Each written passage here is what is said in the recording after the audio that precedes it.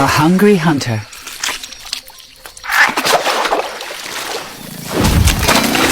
But whatever he tries, he's just not fast enough.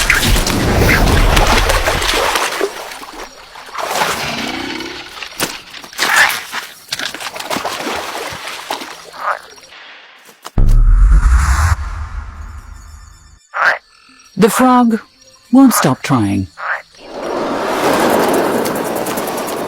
Close.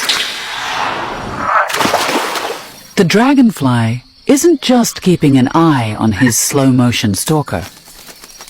He also has to defend his territory from rivals. With his eyes on the skies, he's less likely to spy someone hiding below.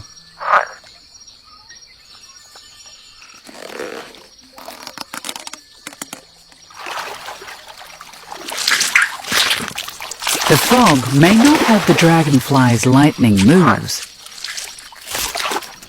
but this time, he's right on cue.